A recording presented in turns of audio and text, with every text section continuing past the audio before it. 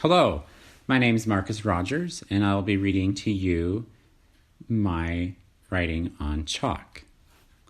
Chalk was the main form of writing on the blackboard in my early childhood education. I remember touching chalk for the first time. It was very dry. I could feel the moisture in my hand being absorbed by the chalk. Quickly found out that all chalk wasn't created equal. Some poorly made chalk was hard to write with on the blackboard or the small slate boards we had at our desk. The best chalk was usually made by Crayola. When I went school supply shopping with my parents at the beginning of the school year, I required them to purchase Crayola chalk. Looking back on my experience with chalk, I was kind of spoiled on being allowed to choose which chalk I liked the best. Chalk was one of the first tactile experiences in my education when I was required to share my strategies and ideas on what we were learning in class. I started to build a I like and indifferent relationship early on with chalk. I liked it when I knew the answers to questions my teachers posed to us in class. I was indifferent to chalk when I didn't know the answers. I usually busted the chalk up into little pieces of chalk. I was nervous for not knowing the answers to the questions asked in class.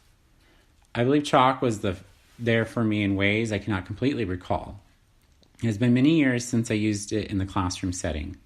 Chalk helped me to convey, communicate, and to be understood in the classroom when I was a child. I did not solely use chalk in the classroom. I used chalk on the sidewalk as a child, and in drawing human figures later on in my artwork as an adult.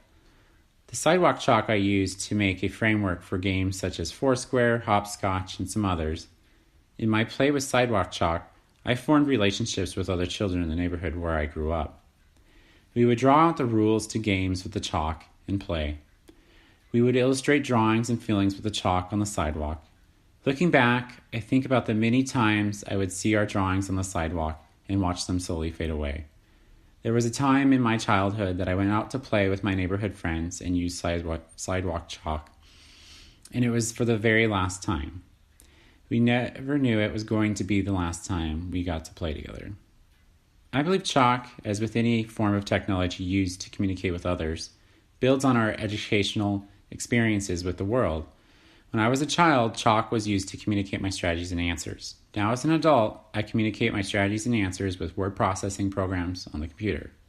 I believe as we progress with communication and technology, so will the way teachers use technology in the classroom to prepare students for what is to come and what is to be expected of them on how to communicate their ideas with the world. Thank you for listening. This is the end. Bye.